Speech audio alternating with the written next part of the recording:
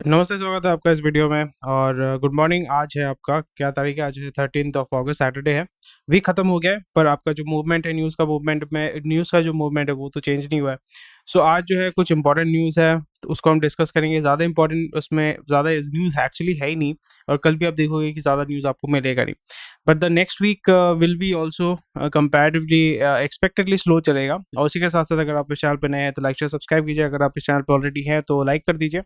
और इस वीडियो को, इस तरीके का वीडियो अगर आपको पसंद आता है तो डेफिनेटली आप अपने दोस्तों के साथ व्हाट्सएप पे शेयर कर सकते हैं। और उसी के साथ साथ आप हमारे टेलीग्राम ग्रुप के साथ जुड़ सकते हैं, जहाँ पे मैं आर्टिकल जो है वो शेयर करता हूँ। वहाँ पे आप हमारे साथ यू कैन आस्क क्वेश्चंस, और कोई भी क्वेश्चन क्वेरी आप हमें पूछ सकते हैं। Will be more than happy to help you out. और अगर आप हमें सपोर्ट करना चाहते हैं तो लिंक आपका डिस्क्रिप्शन में दिया हुआ रहेगा, टेलीग्राम ग्रुप का भी रहेगा। और सपोर्ट करने के लिए भी आप हमें फिनेंशियली भी सपोर्ट कर सकते हैं, उसका भी लिंक आपका डिस्क्रिप्शन में दिया हुआ रहेगा। तो let's get started. So the primary thing is, अभी इन्फ्लेशन जो है थोड़ा सा कूल हो रहा है। Industrial growth on firm ground. तो प्राइमरली इन्फ्लेशन अभी जैसे बीच में आपका एक महीने पहले जो बोल रहे थे ना कि फॉरेक्स रिजर्व्स खत्म हो रहा है, हमारा देश बर्बाद हो रहा है, हमारा हालत जो है वो श्रीलंका के जैसा हो जाएगा, वो पाकिस्तान जैसा हो जाएगा, हमारे पास पैसा नहीं रहेगा। ऐसा कुछ नहीं होने वाला है। मैंने बोला था कि the rupee is also falling, and बहुत सारे इश्यूज हो रहे थे। तब मैंने क्या कहा था कि रुपी जो है it might go to 82 something, but after a point of time it will bounce back and will come to 78 तक आराम से आ जाएगा। एंड वो उस पोजीशन में ही मूव कर रहा है अभी। अगर आप करेंसी को लेकर ट्रेडिंग करते हैं तो आपको डेफिनेटली पता होगा। और 80 पे था, अभी फिर से इसने रिकवर किया। सो बहुत सारे लोगों ने जो करेंसी में डील करते हैं, करेंसी में जो ट्रेडिंग करते हैं, उनका बहुत लोगों का जो है वो चुना लग गया है। सो प्राइमरली उसको अभी हम डिस्कस नहीं करेंगे। अभी यहाँ पे मेन ऑब्जेक्टिव ये है कि इन्फ्लेशन कूल्स, यानी आपका जो रिटेल इन्फ्लेशन प्राइमरली होता है, रिटेल इन्फ्लेशन के बारे में हम बात करते हैं। तो रिटेल इन्फ्लेशन जो है वो रिड्यूस हुआ है। अभी रिटेल इन्फ्लेशन ओवरऑल जो है पहले मई महीने में 7% था, 7.79% था आपका अप्रैल में। अभी जुलाई में जो है वो घट के अभी 6.7% हो गया है। इंडिया में अप्रॉक्सीमेटली, अगर आप इन्वेस्टर हैं, लॉन्ग टर्म इन्वेस्टर हैं, इवन आप स्विंग ट्रेडर हैं, इवन आप फाइनेंस वर्ल्ड में आना चाहते हैं, तो आपको ये हमेशा ध्यान में रखना पड़ेगा, because India is a growing economy. Consumption जो है वो बढ़ता रहता है। एंड इन्फ्लेशन का मतलब क्या होता है कि चीज़ों का दाम जो है वो स्लोली एंड ग्रेजुअली बढ़ रहा है। हमारा इन्फ्लेशन हमेशा 7% के अबव ही, 7% के अराउंड ही जो है वो हवर करता रहता है। अगर इकोनॉमी बहुत ही खराब हालत में है so it will go to 10% में, डबल डिजिट में जाता है। And even if it's very good situation, वो आपका अप्रॉक्सीमेटली 5% के नीचे कब, मतलब मैंने कभी नहीं देखा है। मे बी 4.7% कभी आया होगा बहुत सालों पहले। But that's the way that it moves around. जहाँ पे जापान जो कंट्री है वो डिफ्लेशन में चलता है। डिफ्लेशन मतलब चीज़ों का दाम जो है बढ़ने की जगह कम होता है। And that's why they have to induce inflation there, because वो जो इकोनॉमी है, there is so much of surplus money which is coming from outside. That's why it is a deflation वहाँ पे हो रहा है। एंड यूएस में जो है, जो डेवलप्ड कंट्रीज है, वहाँ पे इन्फ्लेशन अराउंड 2% 3% के रेंज पे चलता है, because it is already developed. तो वो ऑलरेडी एक सैचुरेटेड मार्केट आप बोल सकते हो। और अभी डेवलप्ड कंट्रीज में अगर आपका इन्फ्लेशन बहुत हाई रेट में, जैसे यूएस में जो है अभी inflation is very high, that means that the economy is shrinking and the economy is becoming more and more weak. तो वो चीज़ आपको थोड़ा सा समझना पड़ेगा। बट प्राइमरली इसका अफेक्ट कैसे होता है, इसका इफेक्ट कैसे होता है, आपको समझना पड़ेगा कि अगर आपका इन्फ्लेशन बहुत ज़्यादा होता है, then your consumption will be low. आपका इन्फ्लेशन ज़्यादा होता है मतलब आपकी चीज़ों का दाम जो है वो बढ़ जाता है। अगर लोगों के पास पैसा, मतलब सपोज आप पेट्रोल ही पकड़ लेते हैं। आपका मंथली बजट होता है 4,000 रुपये। 4,000 रुपये में अगर वो 80 रुपये लीटर आता है, तो आप फिर वहाँ पे आप कितना लीटर पेट्रोल खरीद सकते हो? सपोज 100 रुपये करते हैं आपके हिसाब के लिए। 100 रुपये अगर होता है, तो अगर आपके पास 4,000 रुपये है, मंथली बजट है, तो कितना 40 लीटर होता है। वही चीज़ अगर आपका 150 रुपये हो जाता है इन्फ्लेशन की वजह से, या किसी भी रीज़न की वजह से, तो आप कितना लीटर पेट्रोल खरीदोगे? उसका हाफ हो जाएगा। That is how it works. आपका लोगों का जो है, इन जो प्राइमरली सैलरी बेस्ड है, उनका तो इनकम फिक्स है ना, पर उनका एक्सपेंसेस अगर ऊपर नीचे होते हैं तो उनका कंजम्पशन मैटर करता है। वहाँ पे उनका इनकम तो वैरी नहीं कर रहा है। जिनका इनकम वैरी करता है, दे आर लाइक हाँ ठीक है, कोई फर्क नहीं पड़ता है। इसलिए most of our middle class जो प्राइमरी परचेज करते हैं, इकोनॉमी को ड्राइव करते हैं, they have fixed income. That's where they face problem when inflation comes into place. ठीक है। कुछ रीजंस है। एक तो हो गया आपका आरबीआई का कुछ, आप आरबीआई ने रेपो रेट बढ़ाया था। रेपो रेट बढ़ाने से क्या होता है, टू कंट्रोल थोड़ा सा कंट्रोल करने के लिए वो थोड़ा सा रिफ्लेक्ट कर रहा है, बट ये सारे जो होते हैं टेम्पररी होता है। इसलिए अब आपको हमेशा ध्यान में रखना पड़ेगा that inflation will be around 7 to 8%। 8% will be 7.5%, 7.7%, मतलब 8% ही पकड़ के आपको चलो, अगर ईजी अगर आपको हिसाब करना है। एंड उसी हिसाब से 8% मैं इसलिए लेके चलता हूँ कि अगर आपने कहीं पे भी इन्वेस्टमेंट किया है, कहीं पे भी कुछ भी पैसा डाला है, तो आपको टारगेट होना ये होना चाहिए कि भाई मेरा एटलीस्ट 8% जो है, मेरा एटलीस्ट जो 8% जो है वो रिटर्न मेरा आना चाहिए। 8% अगर रिटर्न आता है तो फिर बल्ले बल्ले, ठीक है। ये चीज़ आपको थोड़ा सा ध्यान में रखना पड़ेगा, ठीक है। आपको समझ में आ गया, बहुत इंटरेस्टिंग चीज़ है। सो इन्फ्लेशन जब अफेक्ट करता है, so from a investing point of view, from a revenue point of view, from a finance point of view, I think that's what matters to me. Inflation मेरे कंट्रोल में नहीं है, but what I can do is I can increase my income resources, मतलब income sources जो मैं बढ़ा सकता हूँ। दूसरा जो है, I can put my money where it will have more returns compared to inflation। नहीं तो अगर आपने पैसा डाल के रखा हुआ है, इवन आप बैंक में पैसा डालोगे, एफडी में डालोगे, वहाँ पे अगर आपको 6% रिटर्न देते हैं तो आपका नेगेटिव रिटर्न ही होता है। Every year you are losing 2% of your capital जो आपने इन्वेस्ट करके रखा हुआ है।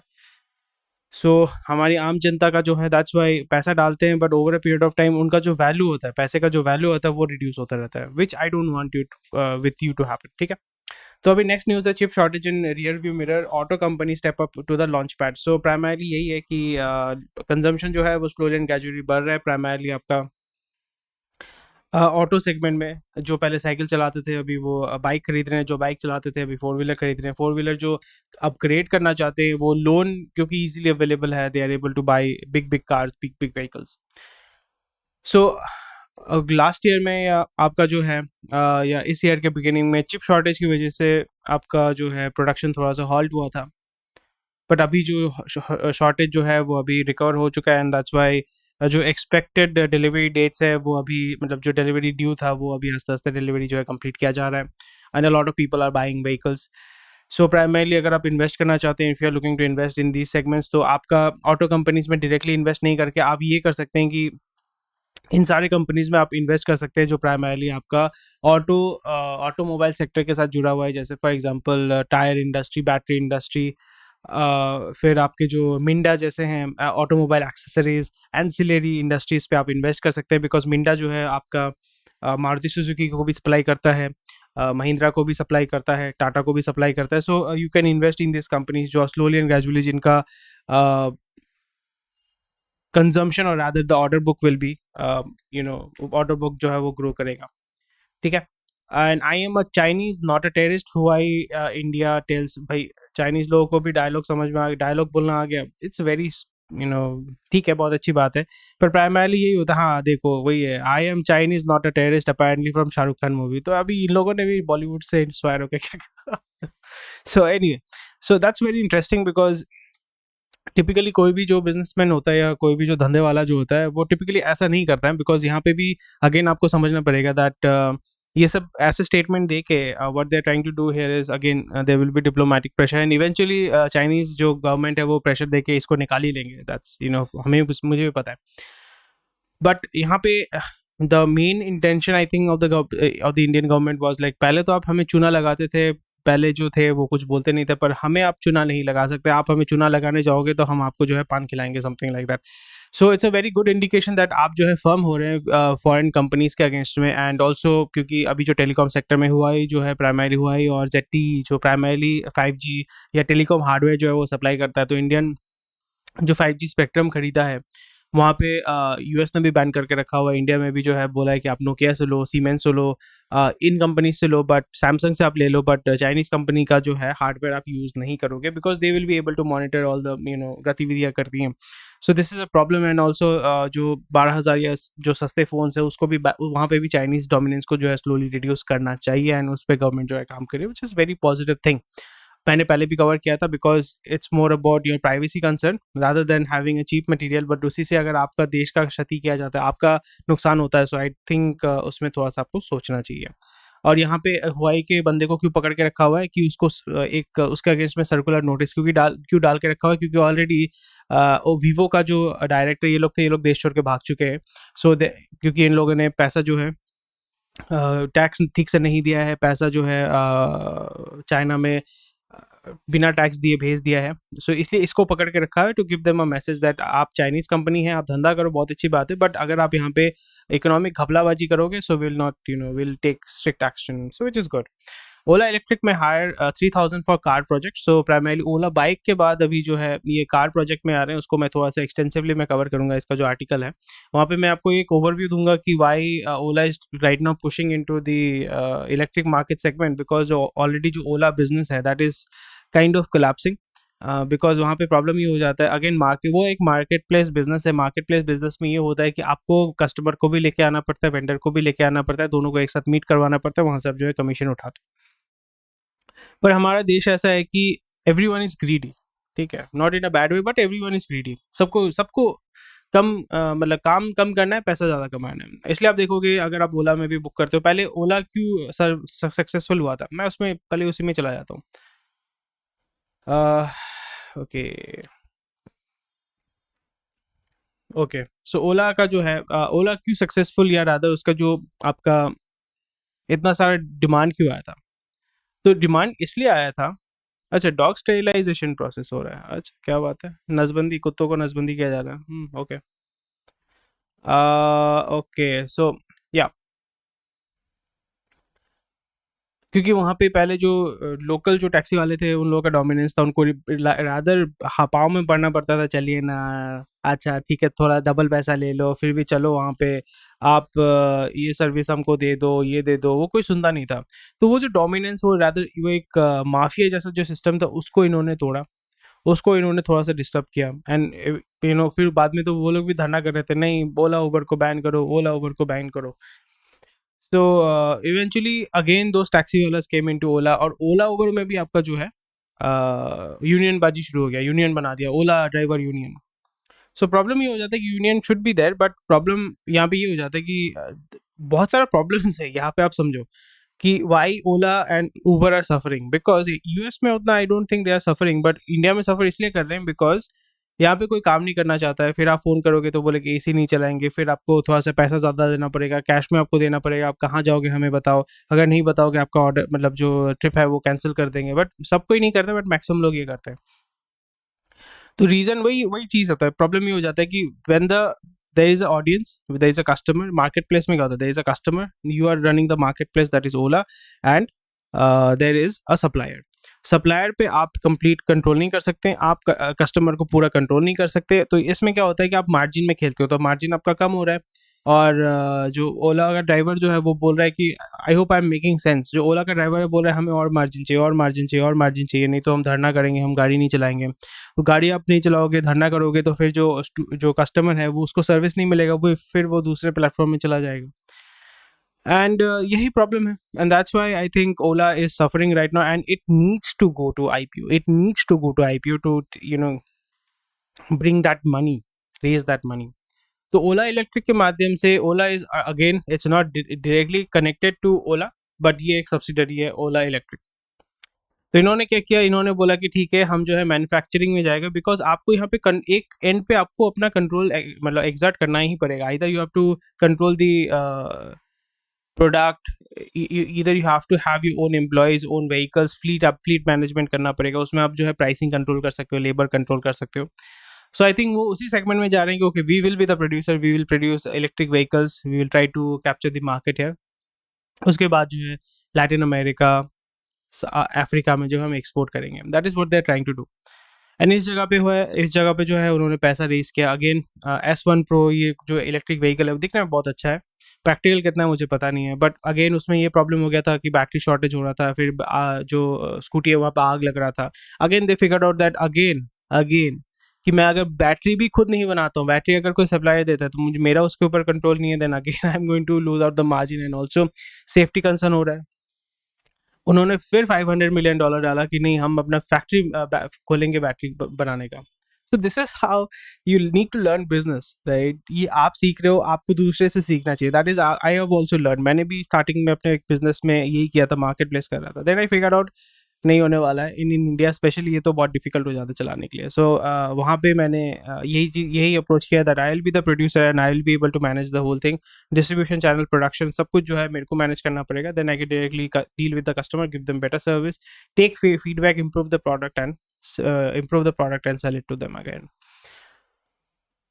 टू व्हीलर में इन्होंने एक मोटा मोटी मार्केट में उतर के देखा कि हाँ भाई मार्केट है, रिस्पॉन्स अच्छा दे रहा है, पैसा अच्छा आ रहा है, because they need to go to IPO, इसलिए अभी व्हीकल सेगमेंट में घुसेंगे। फिर उसके बाद जो है they will be filing for IPO and they will raise money and let's see. Beijing electric vehicle company, ये सारे जो हैं डेफिनेटली वहीं से लोगों को उठा के लेके आएंगे and they will get the work done. So Ola electric अगर हायर करता है, so I think that's the plan, which is good. ठीक है। ADIAI to buy 10% in Aditya Birla. Abu Dhabi investment authority जो है उन्होंने पैसा डाला हुआ है आदित्य बिरला हेल्थ इंश्योरेंस में, because slowly and gradually health insurance जो सेगमेंट है that is going to grow, right. Finance जैसे ग्रो करेगा वो भी ग्रो करेगा। तो आप कल ही शायद से ये न्यूज़ आ गया था, तो आदित्य बिरला का जो है स्टॉक ऊपर गया था, विच इज़ फाइन।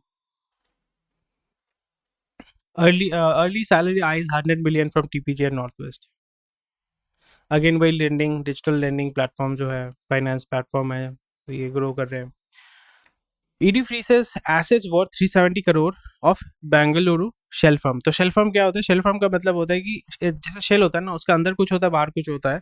तो जब भी आप एक कंपनी खोलते हैं, आप एक प्रोडक्ट एंड सर्विस को सेल करने के लिए करते हैं, बट अगर उस कंपनी का कोई प्रोडक्ट एंड सर्विस नहीं है, उसका मेन ऑब्जेक्टिव ये कि मनी लॉन्ड्रिंग करना है, तो प्राइमरीली उसी को कहते हैं हम शेल फर्म, कि जिस पर्पस के लिए कंपनी आपने खोला है उस पर्पस के लिए आप यूज नहीं कर रहे हो and you are using it for a different purpose, primarily for money laundering.